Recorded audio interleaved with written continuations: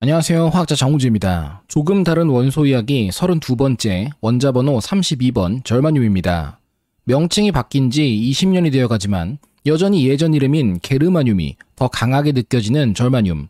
장판이나 팔찌 만드는 원소로 오해하기 쉽지만 가장 기초적이며 첨단인 분야에 사용되는 특별한 원소입니다. 절마늄은 광고 등에서 가장 쉽게 찾아볼 수 있는 원소입니다. 물론 그 모든 광고는 허위이며 실제 효능은 전혀 없습니다. 화학과 관련된 유사 과학의 한 종류로 이름난 원소이기도 한데 국내만이 아닌 해외에서도 팔찌나 온열 장판에 특별한 치료 효과를 준다고 광고되며 속을 사람을 찾고 있습니다. 온열 기능이 전부지만 절마늄을 첨가해 특별한 휴식 효과를 준다는 찜질기 등도 있습니다. 음이온과 더불어 아무 효과 없는 절마늄은 이제 속는 사람이 많이 줄어들었는지 현대화되어 새로운 제품들로 변화하고 있습니다. 예를 들어 절마늄 함유 패치로 체내의 노폐물을 빼내는 기술이라거나 영양소와 향의 손실을 최소화할 수 있는 절마늄 질그릇 냄비 등이 있습니다. 절마늄 역시 특정한 광석에서 그 존재가 발견되며 이후 분리를 통해 하나의 새로운 원소로 확정되었을 것입니다. 절마늄의 발견은 아지로다이트라는 광물에서 시작되는데 은과 절마늄의 황화물 광석으로 흡사 금속처럼 회색의 광택이 있는 광물입니다. 아지로다이트는 독일의 작센주 프라이부르크라는 도시 인근 광산에서 발견되며 성분 분석으로부터 새로운 원소가 함유되어 있음이 관찰됩니다. 최종적으로 분리된 절마늄 금속은 매우 반짝이는 모습을 갖는데 이후 정확한 굴절률 수치와 함께 비교하겠지만 사실상 가장 높은 굴절률을 갖는 물질 중 하나입니다. 클레멘스 빙클러는 아지로다이트를 이용한 절마늄의 발견과 분리부터 유기절마늄 화합물과 산화물 등 관련된 여러 물질에 대한 연구에 관심 갖던 화학자였습니다. 빙클러의 이름이 낯설어 어느 정도의 인지도와 유명세를 갖고 있던 인물일까 궁금하실 수 있습니다만 다음의 사진 한 장으로 요약이 가능합니다. 뒷줄 우측 두 번째 서 있는 인물이 절마늄의 발견자 빙클러입니다. 그 외 이전에 이름을 소개했거나 관심 있어 들어보셨을 수 있는 화학자들로 너무나 강렬한 외견으로 누가 봐도 구분할 수 있을 주기율표의 아버지 드미트리 멘델레예프가 함께 있습니다. 가장 왼쪽은 첫 노벨 화학상의 수상자이자 탄소가 입체 구조라는 사실부터 수많은 발견을 했던 야코비스 판투호프, 모든 비활성 기체 원소를 다 발견하는 데 성공한 윌리엄 램지경, 그리고 합성 인디고 염료의 창시자이자 독일 유기화학과 공업화학의 선구자 아돌프 폰 바이어가 있겠습니다. 그 외 인물들은 아마 낯선 경우가 대부분이실 듯한데 좌측 상단부터 시계 방향으로 선망 유발 향정신 물질인 스코폴라민을 분리하고 알칼로이드 연구로 유명한 알베르트 라덴부르크, 백금 촉매화학 연구자이자 배위화학의 창시자 중 하나인 덴마크의 소푸스 마즈웨르겐센, 핀란드의 정치인이자 화학자였던 에드바르트 헬트, 여러분이 학교에서 실험해봤을 수 있는 요오드 시계 반응의 발견자인 스위스의 한스 하인리 란돌트, 그리고 영국의 수석화학자이자 정부 연구소장이었던 토마스 에드워즈 소프, 이탈리아의 농업화학자이자 무기 비료 도입을 추진했던 알폰소 코사, 유기화합물에 대한 데이터베이스를 구축해 첫 번째 핸드북을 만드는 작업을 해낸 러시아의 프리드리히 콘라트 바일슈타인이 있습니다. 이참에 빙클러가 누구인지 한 가지만 더 소개하도록 하겠습니다. 합성을 하는 화학 실험실이라면 하나 정도씩 있는 유리 초자 시스템으로 슐렌클라인이 대표적입니다. 슈링클라인 등 각자 은근슬쩍 자기 마음대로 대충 부르곤 하지만 빌헬름 슐랭크가 고안해낸 시스템으로 정식 명칭은 슐렌클라인이 맞습니다. 앞과 뒷 라인으로 분리된 유리 간에 각각 진공과 질소 등 기체를 연결하고 이들을 필요에 따라 코크를 회전시켜 통로를 선택적으로 개폐하는 방식입니다. 슐렌클라인의 구성을 위해서는 결국 3개 라인으로 연결이 가능한 유리 스톱콕이 필요합니다. 비스듬하게 라인이 나서 돌리는 방향에 따라 진공 라인 혹은 비활성 기체 공급 라인으로의 연결이 가능해야 합니다. 비스듬한 2개의 라인 구조로부터 이와 같은 형태를 이중사선 스톱콕, 영어로는 더블 오블리크 스톱콕이라 부릅니다. 이를 처음 만든 것이 빙클러입니다. 당시 유리 공정으로 만들기가 매우 어려운 물품이었지만 효용성 하나는 확실했습니다. 본격적인 절마늄 이야기는 발견의 의의와 정확한 이름에 대한 것에서 시작됩니다. 앞서 살펴본 갈륨이 에카알루미늄이라 불리며 그 발견이 멘델레예프의 주기율표를 완전한 발명으로 증명하기 시작했듯 절마늄 역시 주기율표의 검증에 중요한 작용을 합니다. 규소의 하나 아래 위치한 원소이기 때문에 멘델레예프가 에카 규소라 부른 이 원소가 곧 발견되어 절마늄이라는 이름을 갖게 됩니다. 멘델레예프의 원소 성질 예측과 실제 발견된 절마늄의 성질 또한 매우 잘 들어맞습니다. 중요한 것은 역시 절마늄이라는 이름을 게르마늄이라 부르는 것이 옳은지 절마늄이 옳은지가 아닐까 싶습니다. 물론 우리가 하나의 답을 정할 것은 아니지만 이름이 어디서 기인했는지를 알아본다면 자신만의 판단이 생겨나지 않을까요? 빙클러에 의한 절마늄의 발견은 1886년 이루어집니다. 이후부터 원소 이름이 정해지고 불리기 시작했을 텐데 우리가 알고 또 느끼고 있듯 절마늄 혹은 게르마늄이라는 명칭은 독일 작센주 프라이베르크 출신이자 사망 역시 독일 드레스덴에서 맞이한 빙클러의 국적을 생각한다면 독일을 뜻하는 절머니에서 유래했을 것으로 추측할 수 있습니다.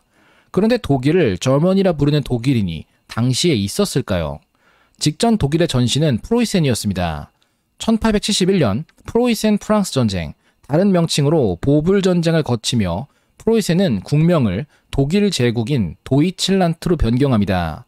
또한 프로이센의 독수리 국장은 1918년까지 사용되며 이후 1919년 바이마르 공화국의 흑적황 국기로 바뀌죠. 심지어 그 이유는 히틀러의 나치 독일이 시작되며 나치 국기와 함께 흑백적으로 변경되기도 합니다. 프로이센 이전은 신성 로마 제국으로 볼 수 있으며 그 당시 사용되던 쌍두 독수리와 함께 라틴어의 사용 역시 자연스러운 일이었습니다. 여기서부터 다시 한번 절마늄 혹은 게르마늄이라는 명칭을 생각한다면 빙클러가 발견했을 당시 자신의 국가 이름으로 원소명을 지었다면 도이칠란트에서 유래했어야 하며 독일어로 발음하는 것이 옳겠습니다만 실제로는 독일의 과거 라틴어 지명으로부터 원소명을 짓게 됩니다. 원소 기호를 포함해 가능한 라틴어 명칭을 사용하는 것이 명명법의 전통이었기 때문입니다. 그리고 이를 라틴어로는 제르마니아라 했습니다. 절마늄이라는 이름은 비록 현재 공용어인 영어 발음을 따르지만 근본적으로 잘못된 발음은 아닙니다. 절마늄은 탄소와 같은 14족에 속한 원소로 규소와 함께 준금속으로 구분됩니다. 절마늄 원자 핵은 32개의 양성자로 이루어져 원자 번호 32번 원소에 해당하며 다양한 중성자 개수를 갖지만 가장 흔한 것은 42개로 이루어진 절마늄 74입니다. 절마늄의 안정한 동위원소는 모두 5종류나 존재하는데 가벼운 종류부터 순서대로 절마늄 70, 절마늄 72, 73, 74 그리고 마지막으로 절마늄 76가 각각의 비율대로 분포합니다. 이들 중 가장 독특한 것은 절마늄 76인데 7.75%라는 적지 않은 양이 존재하며 반감기가 무려 1.78 곱하기 10의 21승년으로 알려져 있어 우주 나이의 1300억 배에 해당합니다. 이 모든 동위원소들은 분리를 통해 금속 형태로 만들어질 수 있으며 동위원소별로 분리가 충분히 가능합니다. 후에 자세히 소개하겠지만 재형이 가능하면서 어마어마하게 긴 반감기를 통해 더블 베타 붕괴를 이루는 절마늄 76의 실사용은 상상하지 못했을 첨단 분야에서 이루어지고 있습니다. 절마늄의 일상적인 이야기로 시작한다면 과연 절마늄이 팔찌나 매트, 패치 등 온갖 방식으로 건강에 긍정적인 것이 사실일지를 뜻합니다. 찾아본다면 절마늄은 건강 보조식품으로 판매되기도 하는데 그리 흔하지는 않습니다. 가장 대표적인 것은 비스2 카복시에틸 절마늄 세스퀴옥사이드, 간단히 줄여서 절마늄 세스퀴옥사이드라고 불리는 물질인데 G13이라 부르기도 합니다. 13이라는 숫자가 정확히 무엇을 의미하는지에 대해서는 저도 솔직히 모르겠습니다. 하지만 이 용어는 일종의 관용명이 되어 절마늄 유효 분자 보충제에 사용됩니다. 분자 구조에서 확인할 수 있듯 G132는 유기 절마늄 화합물입니다. 중요한 것은 이 물질에 대해 두 가지 상반된 해석이 있다는 것이죠. 어떤 경우에는 유기 수은과 마찬가지로 독성이 높으며 특히 신장 독성과 손상을 유발할 수 있다고도 하며 다른 관점에서는 건강 보조물질로 섭취 가능한 절마늄의 분류 중 하나로 유익하다는 것입니다. G132 등 유기 절마늄 독성에 대해서는 다소 과장된 측면도 없잖아 있습니다. 유사한 경우를 예로 든다면 시금치 속 철분 함량일 듯합니다. 시금치에는 고기보다 많은 양의 철분이 함유되어 있어 건강에 매우 좋다는 속설이나 광고, 애니메이션 등 자료가 많았고 많은 어린이들은 반강제적으로 시금치를 먹어야만 했습니다. 하지만 실제로 시금치에 함유된 철분의 양은 100g 기준 단 2.71mg 수준이며 이마저도 대부분 흡수되지 않고 배출되는 종류의 철분입니다. 시금치가 철분의 상징이 되었던 것은 과거 독일의 화학자 에밀 폰 볼프가 논문에서 소수점 위치를 잘못 표기해 실제값보다 10배 많은 철분이 함유된 것으로 발표되었었기 때문입니다. 이것조차 오류가 있는데 많은 자료들에서는 에리 폰 볼프라고 설명하곤 합니다. 하지만 에리 폰 볼프로 검색하면 논문을 찾으실 수 없는 것이 에밀 폰 볼프이기 때문입니다. 유기절마늄에 대한 독성도 첫 논문에서 수치 기입이 잘못되었고 이듬해 오류를 수정해 논문을 재출간했지만 이미 사람들은 첫 논문 자료만 인용하며 절마늄은 신장을 파괴하는 극독성 물질이라는 이야기가 확정되어 버렸습니다. 실제로는 앞서 살펴본 유기절마늄 G132의 경우 G에 대한 경구 독성은 체중 kg당 6.3g이며 정맥 독성은 kg당 1g의 반수치사량에 불과합니다. 그렇다 해서 절마늄 보충제를 찾아서 먹을 필요는 없다 생각합니다. 절마늄의 생체 기능에 대해서도 여러 이야기가 있는데 확실한 것은 유기절마늄이 체내에서 항산화 물질로 작용한다는 부분입니다. 특히 아드레날린과 함께 작용해 체내 산화를 감소시키는 효과가 확인되긴 했지만 단지 그것까지입니다. 세상에는 절마늄이 아니어도 수많은 항산화 물질이 있으며 절마늄보다 안전하고 추가적인 기능까지 하는 항산화 보충제를 쉽게 구할 수 있습니다. 그럼에도 고민되신다면 절마늄이 체내에 결핍됐을 때 발생하는 문제를 생각해 볼 수 있습니다. 필수 무기질이나 비타민들은 결핍 시 치명적인 문제를 일으킵니다. 절마늄 역시 면역 저하 등 몇 가지 증상이 알려져 있긴 하나 단지 가능성 중 하나일 뿐이며 실제로는 절마늄 결핍은 몸에 별 문제가 없습니다. 굳이 없어도 되는 물질을 항산화 목적으로 복용할 이유까지는 없겠죠. 그냥 커피를 마시는 편이 낫습니다. 그럼에도 절마늄은 첨단 과학 분야에서는 항암 등 의료를 위해 연구되고 있습니다. 그 자체로 항암 특성을 보이는 종류도 있으며 나노입자 형태로 만들어 체내에서 암을 치료하는 연구 등은 꾸준히 관심받고 있는 분야 중 하나입니다. 본격적인 절마늄 이야기의 시작에서 빠질 수 없는 것은 전자기기, 그 중에서도 트랜지스터죠. 트랜지스터는 모든 현대 전자기기의 기반입니다. 전류가 흐르거나 전류가 흐르는 것을 차단하는 작은 부품이죠. 이는 제어 전극에 전압이 인가되는지 여부에 따라 달라집니다. 이를 통해 간단한 논리 회로는 물론 메모리 저장 장치도 구축할 수 있습니다. 그리고 최초의 트랜지스터는 절마늄으로 만들어졌으며 이후 10여 년간 전자산업의 태동에 핵심이 되는 원소였습니다. 1930년대 후반까지 절마늄은 전도성이 낮은 금속이라 여겨졌습니다. 그리고 절마늄은 1945년 이후 전자반도체로서의 특성이 인정되며 중요성이 급격히 높아집니다. 다이오드나 트랜지스터 등 전자기술과 부품의 발전 역사를 따라가다 보면 등장하는 절마늄으로 제작된 최초의 트랜지스터 모습입니다. 많은 경우 이 사진을 보고 두 가지 생각을 하게 되는데 과연 저 부품 중 어디가 절마늄으로 이루어진 것일지 그리고 트랜지스터도 최초 모델은 저렇게 커다랬구나 하는 감흥인 경우가 많습니다. 삼각형 모양의 인상 깊은 구조와 함께 말입니다. 실제 크기는 다음과 같습니다. 삼각김밥만한 크기로 프로토 모델을 만들고 급격한 발전으로 지금과 같이 소형화된 것이 아니라 트랜지스터는 처음부터 작았습니다. 그리고 삼각형 형태가 인상 깊어 절마늄으로 제작된 핵심 부품으로 오해받기 쉽지만 단순히 플라스틱일 뿐이며 실제 전극은 양쪽으로 금 방막으로 이루어진 에미터와 콜렉터 그리고 하단 베이스와의 사이에 절마늄으로 이루어진 반도체성 막이 위치한 형태라 볼 수 있습니다.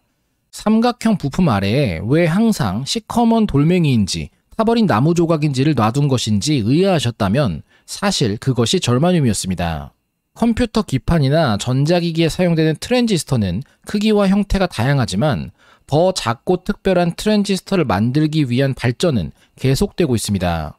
결정질의 나노와이어 형태로 제작된 새로운 유형의 적응형 트랜지스터는 런타임 중에 동적으로 전환되어 다양한 논리적 작업을 수행할 수 있습니다. 칩 설계의 가능성을 근본적으로 바꾸고 인공지능, 신경망 또는 0과 1 이상의 값으로 작동하는 논리 분야에서 새로운 방식이 됩니다. 절마늄이 매우 특별한 전자구조를 가지고 있기 때문에 가능해집니다. 전압을 인가하면 예상대로 전류 흐름이 처음에는 증가합니다. 그러나 특정 임계값 이후에는 전류 흐름이 다시 감소하죠. 이를 음의 차동 저항이라고 합니다. 제어 전극의 도움으로 이 임계값이 어느 전압에 있는지 조절할 수 있으며 트랜지스터에 필요한 특성을 실시간으로 정확히 부여하는 데 활용할 수 있는 새로운 자유도가 생깁니다. 이런 방식으로 낸드 게이트를 놀 게이트로 전환할 수도 있습니다. 과거 160개의 트랜지스터가 필요했던 산술 연산이 이러한 적응성 증가로 인해 24개의 트랜지스터만으로도 가능합니다. 회로의 속도와 에너지 효율성이 크게 증가하는 셈이죠. 물론 트랜지스터는 매우 다양한 분야에 사용되고 있으나 사실상 많은 경우 한정적이고 비싼 절마늄 대신 규소로 대체되었습니다. 그러나 여전히 절마늄 트랜지스터가 사용되는 경우도 있는데 대표적으로 일렉트릭 기타의 이펙터입니다. 다양한 제품들이 절마늄 필터나 절마늄 트랜지스터 등의 명칭을 달고 있는 것을 보실 수 있습니다. 절마늄 트랜지스터는 게인이 낮고 온도와 전압 변화에 대한 민감도가 높다는 특징을 갖습니다. 이는 예측하기 어려운 변화를 일으키기도 하지만 더 다이내믹한 특성을 보이기도 하죠. 무엇보다 주파수 반응이 한정되어 있어서 레트로하고 빈티지한 음색을 만드는 효과가 있어 특정 이펙터들에서 선호됩니다. 현 시점에서 절마늄이 프로세서에 사용되는 가장 진보된 방식은 양자 컴퓨팅을 위한 프로세서의 구성입니다.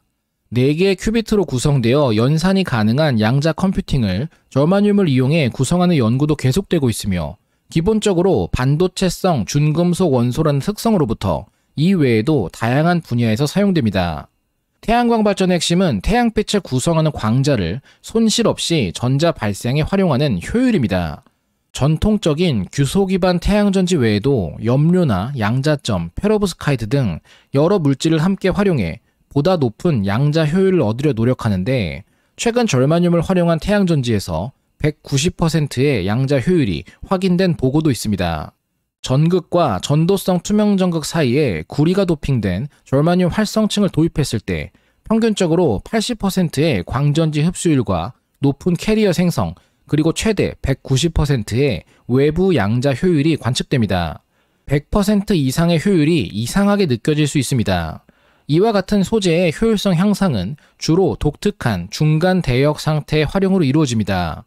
중간 대역 상태는 태양광 변환의 이상적 방식으로 전자구조 내에 배치된 특정한 에너지 준위를 의미합니다. 기존 태양전지의 최대 외부 양자 효율은 당연히 100%로 이는 태양광에서 흡수한 광자 하나당 하나의 전자를 생성하고 수집하는 것을 의미하며 절마늄 태양전지는 하나의 광자가 약 2개의 전자를 만들어낼 수 있는 특수한 단계에 적용될 수 있도록 합니다. 프로세서나 에너지 전환에 절마늄이 사용되는 것보다 더 특별한 활용은 메모리 분야입니다. 컴퓨터는 램이라고 간단히 줄여 부르는 랜덤 액세스 메모리와 같은 단기 메모리, 그리고 하드디스크 드라이브를 넘어 최근 주류를 이루게 된 솔리드 스테이트 드라이브, 줄여서 SSD와 같은 장기 플래시 메모리를 여러 목적으로 활용합니다. 램은 빠르지만 상당한 양의 물리적 공간과 지속적인 전원 공급이 필요하므로 컴퓨터 전원이 꺼지면 데이터가 사라집니다. 반면 플래시 메모리는 전원이 필요 없이 데이터 보관이 가능하며 저장 밀도가 높지만 데이터를 프로세서로 전송하는 속도가 램에 비해 느립니다. 이제는 램의 속도와 플래시 스토리지의 장기 메모리 기능을 결합한 범용 메모리라는 차세대 방식이 관심받고 있는데 상품화가 가능해 우리 일상 속으로 녹아들기까지는 아직 몇 가지 기술적 어려움이 남아있기도 합니다. 범용 메모리를 위한 새로운 적용 방식은 상변화 메모리라 불리는 PCM입니다. 특정 자극으로 물질의 상을 변화시켜 데이터 저장의 방식으로 활용하는 전략인데 유리질의 재료에서 고저항과 저저항 상태를 전환할 때 컴퓨터 데이터에 1과 0을 각각 생성하는 메커니즘입니다.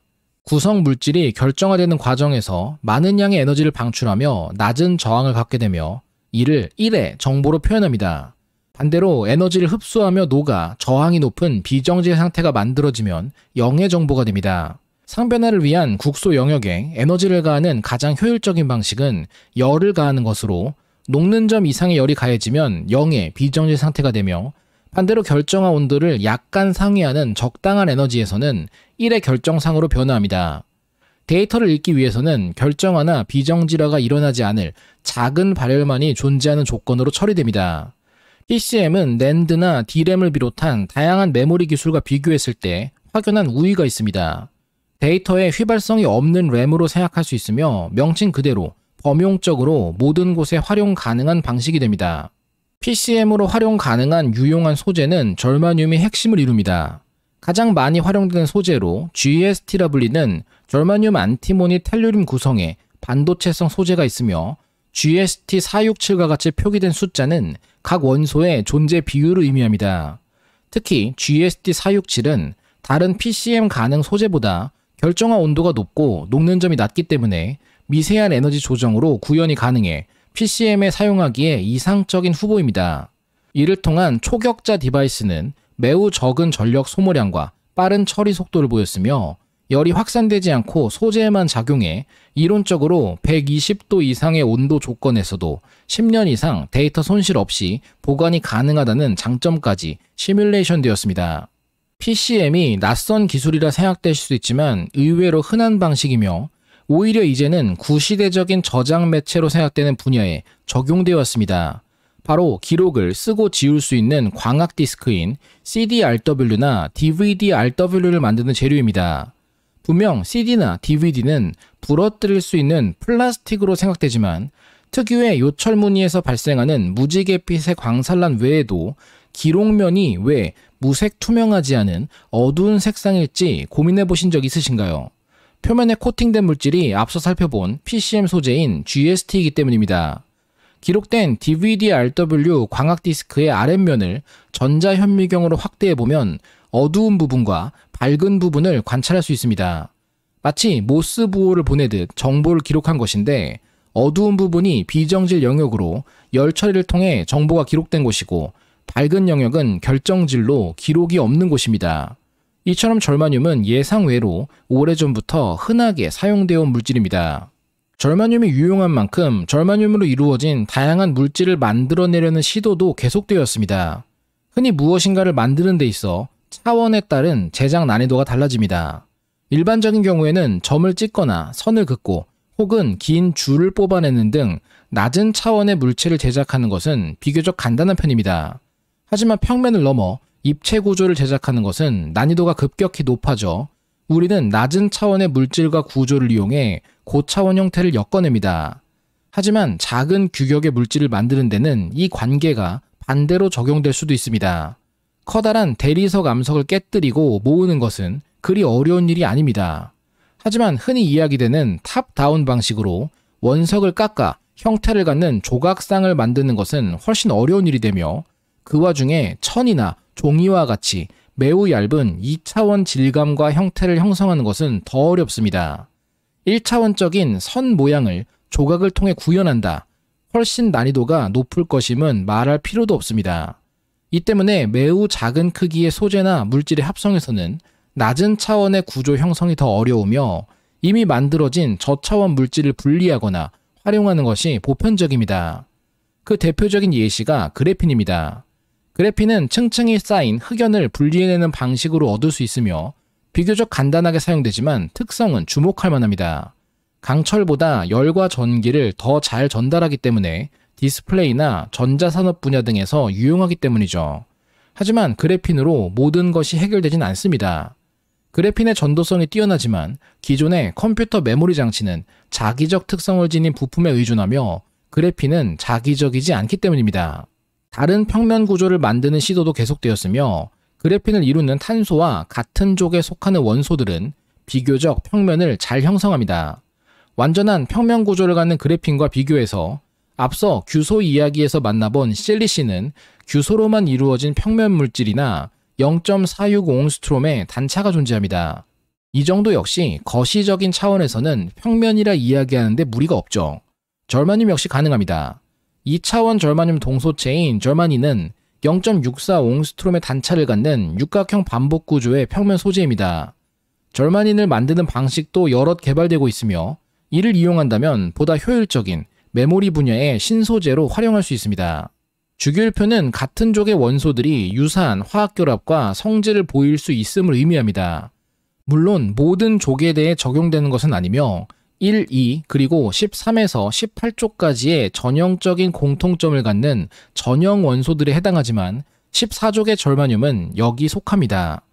앞서 살펴본 2차원 구조와 마찬가지로 1차원 선형 구조의 형성에서도 절마늄은 같은 패턴을 보입니다. 탄소들이 반복되는 결합을 이루는 선형 물질을 고분자라 합니다. 탄수화물이나 단백질을 비롯해 고분자는 그 자체로도 의미를 가지며 서로 응집해 플라스틱을 형성하기도 하고 전도성을 갖거나 특이적인 기능을 보이기도 합니다. 규소 역시 서로 연결되는 선형 분자를 만들 수 있으며 이를 폴리실레인이라 부릅니다.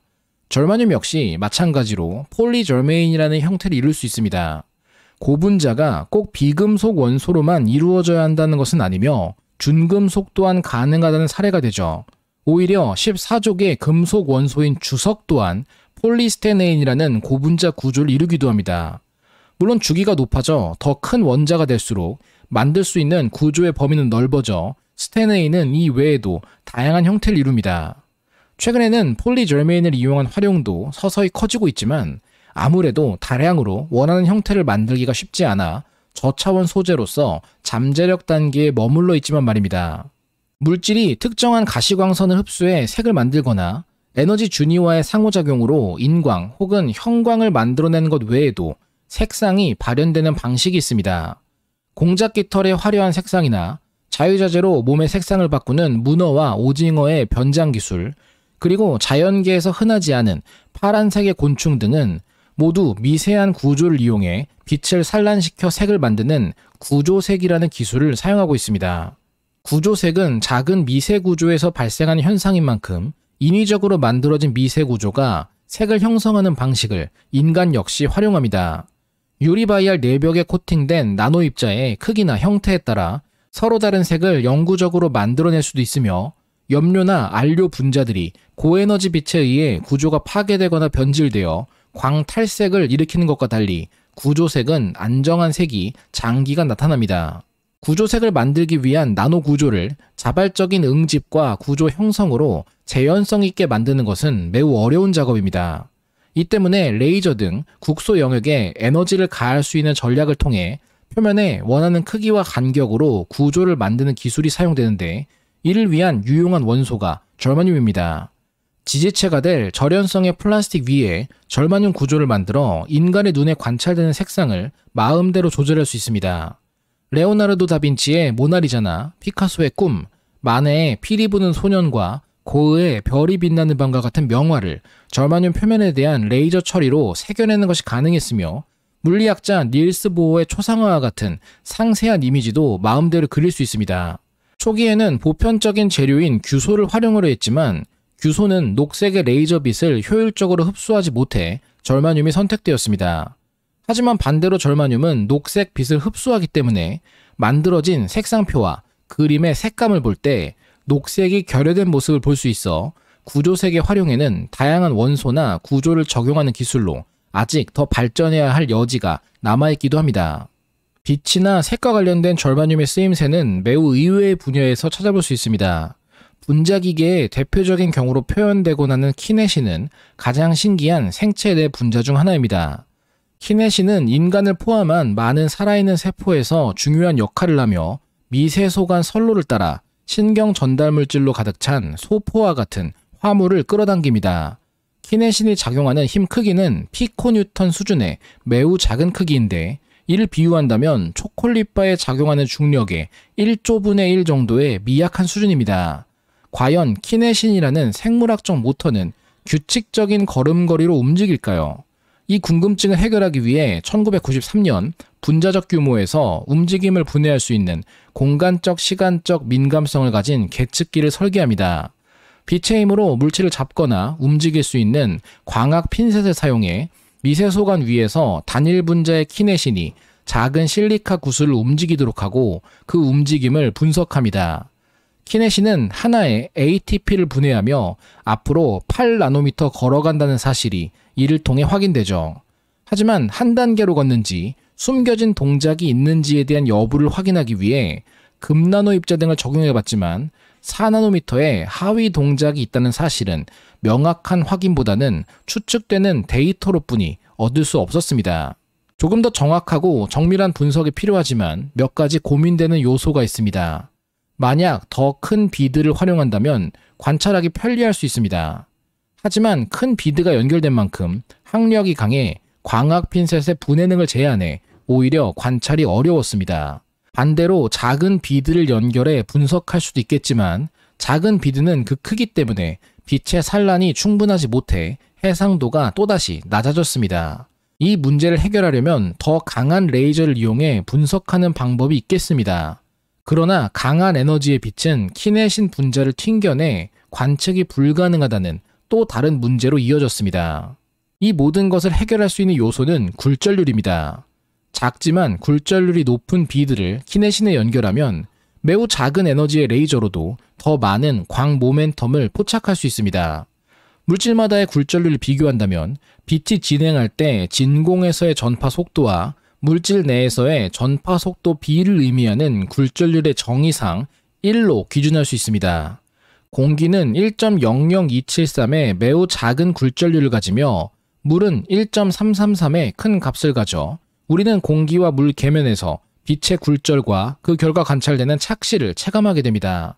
흔히 인공 다이아몬드라는 표현으로 장신구에 많이 사용되는 큐빅 지르코니아는 2.15의 높은 값으로 특유의 광채를 갖게 되며 가장 빛나는 보석이라고 불리기도 하는 다이아몬드는 무려 2.417의 높은 굴절률을 갖습니다. 규소는 3.45 내외의 값을 가지며 모든 물질 중 가장 굴절률이 높다고 할 수 있는 것은 무려 4.1의 굴절률을 갖는 절마늄입니다. 진공보다 4배 이상 빛의 전파 속도가 달라지는 셈입니다. 이를 바탕으로 작은 절마늄 비드를 만든다면 키네신의 동작과 같은 수 나노미터 수준의 움직임을 촬영할 수 있게 되며 70나노미터 크기의 절마늄 입자에 지질 이중층을 코팅해 소포를 모방한 후 이를 키네신에 결합시켰습니다. 광학 핀셋을 사용해 움직임과 힘을 감지한 결과 ATP의 가수 분해가 실제로 4나노미터의 2개 하위 단계를 통해 키네신을 8나노미터만큼 걸어가도록 한다는 사실이 최근 확인되었죠. 절마늄 없이는 현재 기술상 확인할 수 없는 신기한 분자 기계의 모습이었습니다. 조금 더 보편적이고 유명한 절마늄의 활용 분야 역시 빛과 관련됩니다. 광섬유는 광통신을 가능하게끔 만든 대단한 발명입니다.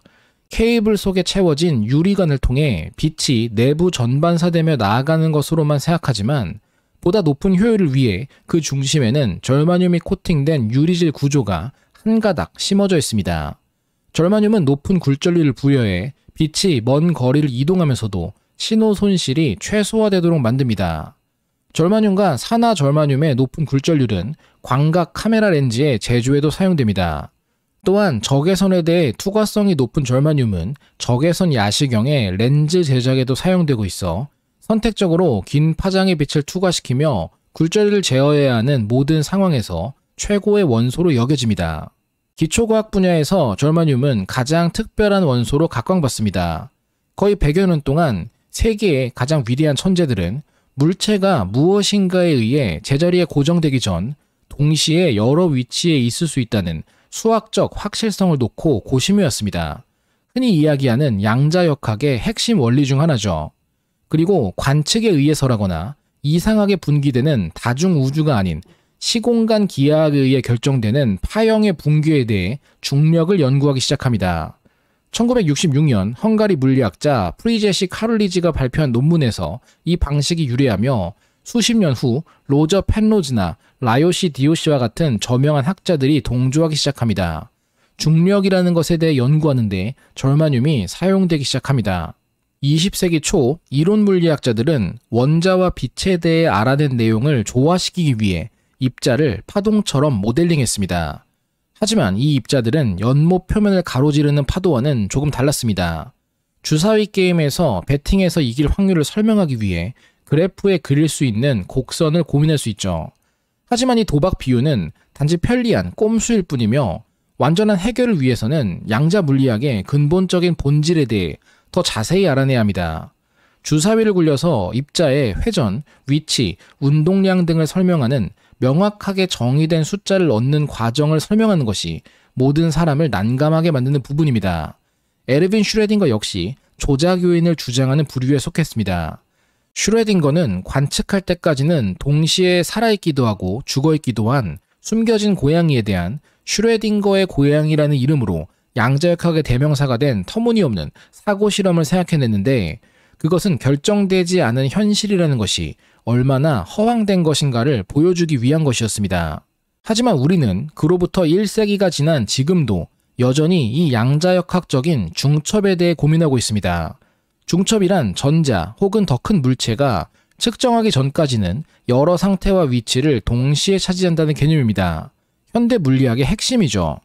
이 개념은 단순한 이해를 넘어 이제는 양자 컴퓨팅이라는 새로운 기술 분야의 개발에 활용됩니다. 입자를 살펴볼 때 많은 가능성이 하나로 합쳐지는 이유를 설명하기 위해 엉성한 의식 개념이나 무한히 공존하는 현실 버전을 끌어낼 필요가 없도록 양자 확률이 붕괴하기 위해서는 덜 변덕스러운 것이 필요합니다. 펜로즈와 디오시 같은 물리학자에게는 중력이 바로 그런 것이었습니다. 슈레딩거의 고양이와 유사한 실험으로 구성됩니다. 방사선에 의한 뒤죽박죽 혼란스러운 효과로부터 격리되도록 지구 깊이 묻힌 납상자 안에 적절한 물질을 가두고 울음소리를 듣는 방식입니다. 여기에 절마늄이 사용됩니다. 그것도 가장 긴 반감기를 갖던 절마늄 76 금속 덩어리를 내부에 넣은 후 플라스틱 절연체와 여러 겹의 구리 블록 그리고 납상자로 방사선을 차단합니다.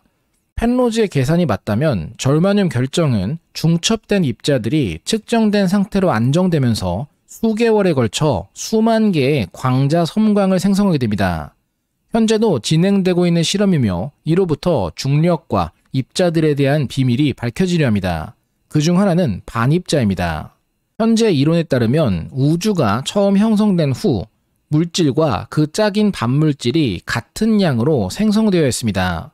물질과 반물질이 접촉하면 서로를 소멸시킨다고도 알려져 있죠. 하지만 만약 그렇다면 지금 광자와 중성미자 외에는 아무것도 존재하지 않아야 합니다. 하지만 실제로는 반물질보다 많은 물질들이 남겨져 인간과 물질, 원소들이 남아있죠. 물질량과 반물질량의 비대칭은 왜 나타나는 걸까요? 이것에 대해서는 마요라나 페르미온이라는 중성미자를 바탕으로 연구되고 있습니다. 마요라나 페르미온의 핵심은 중성미자가 스스로의 반입자인지 여부입니다. 탄소 동위원소인 카본 14는 전자와 반중성미자를 방출하며 중성자 중 하나를 양성자로 바꿔 원자핵을 주기율표의 한 단계 위 원소인 나이트로젠 14으로 붕괴합니다. 이는 일반적인 단일 베타 붕괴의 한 종류에 해당합니다. 하지만 절마늄 76가 셀레늄 76로 바뀌는 이중 베타 붕괴에서는 두 개의 중성자가 양성자로 바뀌면서 두 개의 전자와 두 개의 반중성미자를 방출하게 됩니다. 게르다라는 연구장치는 35.6kg의 절마늄 76로 이루어진 검출기입니다.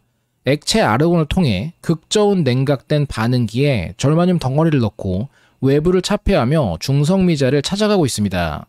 미지를 밝혀가는 연구의 규모는 계속해서 커지고 있습니다. 블랙힐의 지하 1.6km 깊이에 있는 동굴에서 마요라나 데몬스트레이터라는 실험이 시작됩니다. 절마늄의 다양한 활용이 있었듯 이번에는 감지기로 사용되며 물리학의 기본 원리를 찾아가는 데 활용됩니다. 또 다른 매력적인 물질에 대해서도 절마늄이 감지기로 사용됩니다. 바로 암흑물질입니다.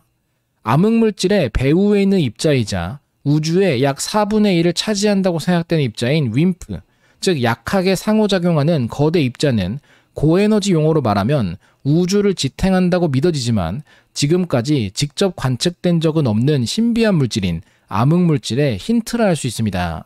그리고 이에 대한 구체적인 증거가 발견됩니다. 윈프와 유사한 신호를 검출했는데 99.8%의 가능성을 갖습니다. 극저온으로 냉각된 절마늄과 실리콘 표적을 사용해 암흑물질의 입자 반동을 탐색합니다. 윈프는 약한 힘에 의해서만 상호작용한다고 가정되므로 핵과만 상호작용합니다. 윈프는 핵을 때리고 속도가 느려지고 방향을 바꿉니다. 핵은 반동하며 격자에 폰온을 일으키죠. 이러한 진동은 측정될 수 있는 열을 생성합니다. 하지만 왜 절마늄일까요? 절마늄은 반도체 중 가장 작은 밴드갭을 가지고 있기 때문입니다. 그만큼 민감한 물질이라는 것이죠. 결론입니다. 절마늄은 가장 굴절률이 높은 원소로 빛과 관련된 활용 분야에 적합합니다. 최초의 트랜지스터의 구성 원소였으며 반도체와 전자 산업에서는 다양하게 활용되고 있습니다. 여러 유사 과학으로 소비되지만 실제로는 양자역학과 중성미자, 암흑물질 탐사의 핵심인 만큼 그 무엇보다 첨단 연구 분야에서 활약하고 있는 원소입니다.